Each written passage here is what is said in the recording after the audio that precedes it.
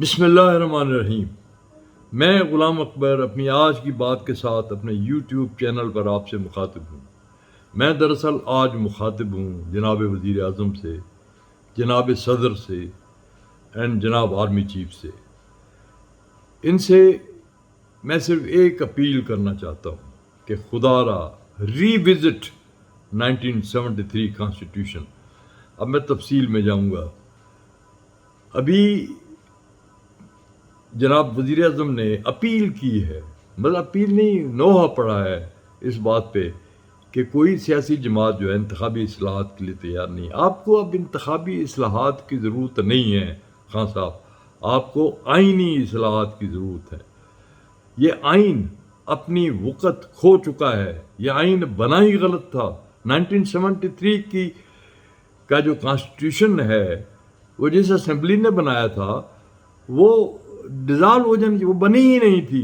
پاکستان ٹوٹ گیا اور وہ اسمبلی نہیں بنی تھی۔ اسمبلی بعد میں بنی ہے اور ان انتخابات کی بنیاد پر بنی ہے جو پاکستان متحد پاکستان میں ہوئے تھے۔ بہرحال انہوں نے بنا لیا آئین، اور ہم نے ایک دلیل صرف دی جاتی ہے کہ متفقہ طور پر یہ آئین منظور ہوا تھا۔ آئین اب بھی متفقہ طور پر، کوئی آئین متفقہ طور پر منظور نہیں ہوتا۔ آئین ہمیشہ ریفرینڈم کے لیے پیش کیا جاتا ہے۔ ریفرینڈم میں 100% عوام کبھی کسی آئین کو نہیں۔ ابھی آپ دیکھیے بریکسٹ میں وہاں برطانیہ میں کیا ہوا آئرلینڈ کے ایشو پہ، 51 اور 49 پہ فیصلہ ہوتا ہے۔ آپ آئین عوام کے سامنے پیش کریں، عوام فیصلہ کریں گے۔ یہ ایلیٹ کون ہیں، یہ اولیگارش کون ہیں ہماری قسمت کا فیصلہ کرنے والے جنہوں نے یہ آئین بنایا ہے؟ یہ آئین عوام نے نہیں بنایا، یہ عوام پر مسلط کیا گیا ہے۔ میں یہ بات اس لیے کہہ رہا ہوں کہ 1956 کے آئین میں، ایوب خان کے 1963 کے آئین میں اور اس آئین میں جو جس کی حرمت کی قسم کھائی جاتی، جس کی تقدیس کے ترانے جو ہے نا وہ لکھے گئے ہیں، یہ آئین ہمارا آئین نہیں ہے۔ اسے 18ویں ترمیم کے بعد تو یہ آئین ایک ایٹم بم بلکہ ٹائم بم بن گیا ہے، جو ایٹم بم کی طرح اگر چلے گا جب بھی اس ملک کو یہ جو فیڈریشن کے نام پہ 4 اکائیوں میں بانٹ دیا گیا ہے، یہ کتنی بڑی بدقسمتی کی بات ہے۔ تو جناب وزیر اعظم، اب انتخابی اصلاحات کی ضرورت نہیں ہے، اب ہمیں جانا چاہیے۔ آپ کو آسان طریقہ بتاتا ہوں۔ گائی مولے وزیر اعظم تھے 1957-8 میں، انہوں نے راستہ ہموار کیا جنرل ڈیگال کا۔ وہ اس وقت جنرل نہیں تھے، ریٹائر ہو چکے تھے، وہ سیاست میں آ چکے تھے، وہ ایک سیاسی لیڈر بن چکے، انہوں نے پارٹی بھی بنا لی تھی۔ انہوں نے مل کر ایک آئین بنایا، اس پر ریفرینڈم ہوا اور وہ آئین 2 جنوری 1959 کو نافذ ہو گیا۔ اسے ہم 5th ریپبلک کہتے ہیں۔ آج بھی فرانس 5th ریپبلک کے انڈر چل رہا ہے۔ تو ہمارے لیے یہ مشکل کام نہیں ہے، صرف یہ ہے کہ ہمارے سپہ سالار کو، اس فوج نے کتنی مرتبہ اقتدار سنبھالا ہے نظریہ ضرورت کے تحت۔ 1958 میں سنبھالا، پھر 1969 میں سنبھالا، پھر 1977 میں سنبھالا، پھر 1999 میں سنبھالا، اور جناب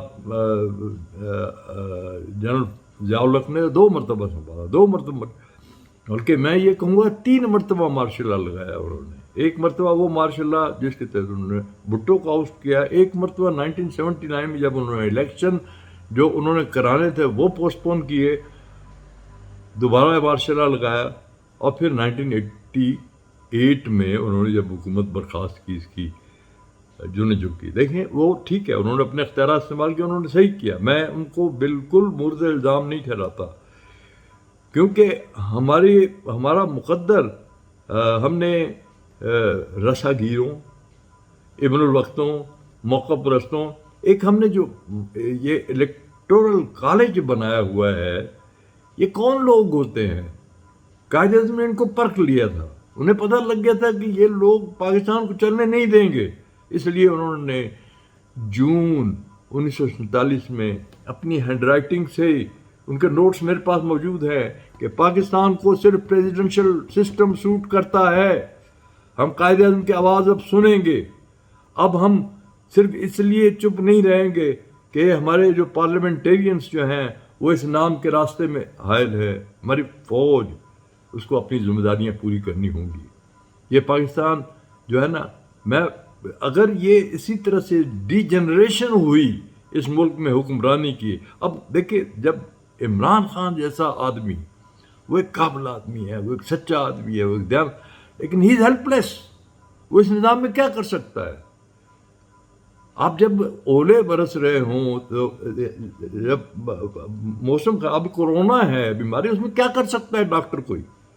جب تک کہ آپ یہ کورونا جائے گا نہیں. یہ کورونا ہے، یہ لوگ، یہ بہت بڑا کورونا ہے. یہ ان سے نجات حاصل کرو خدا کے واسطے. اب بھی ٹائم ہے. ہسٹری جو ہے وہ آپ سے مخاطب ہے. ہسٹری آپ سے سوال کر رہی ہے. میں آپ کو بتاتا ہوں، سیدھا سادہ فارمولہ ہے، یعنی کوئی بھی ایکسپرٹس بٹھا دیں. پریزیڈنٹ الیکٹڈ ڈائریکٹ ووٹ سے آنا چاہیے. اگر 4 کینڈیڈیٹ ہیں تو جو ٹاپ 2 ہیں ان کے درمیان میں ری رن ہوگا. اس کے بعد آپ گورنرس جو ہے نا، آپ صوبے تقسیم کر دیں. لسانیت کی بنیاد پر صوبوں کا وجود اب ختم ہونا چاہیے. یعنی امریکہ میں بھی تو اینگلو سیکسنس بھی بستے ہیں، وہاں لیٹینوز بھی بستے ہیں، وہاں ہسپینکس بھی بستے ہیں، وہاں نیگروز بھی بستے ہیں، پاکستانی بستے ہیں، انڈینز بستے ہیں. مطلب کون نہیں ہے وہاں امریکہ میں رہتا؟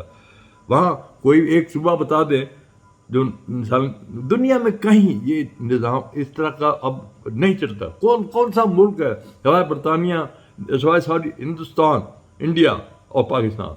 یہ بدقسمتی ہے کہ چونکہ انگریزوں نے اس پر قبضہ کیا ہوا تھا، یہاں اب بھی موجود ہے.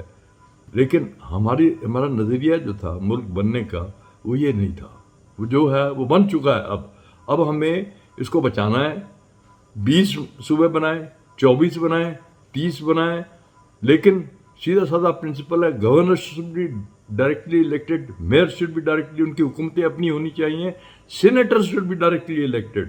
اگر آپ نے 30 صوبے بنانے ہیں تو اپانٹ دیں 5 سینیٹر ہر جگہ کے. الیکٹورل کالج اگر آپ نے 51% 49% کے فارمولہ پہ نہیں جاتے کہ شاید کوئی چھوٹا صوبہ اس پہ اعتراض کرے، تو اس کا ایک طریقہ ہے الیکٹورل ووٹس بنا دیں جس طرح امریکہ میں ہے.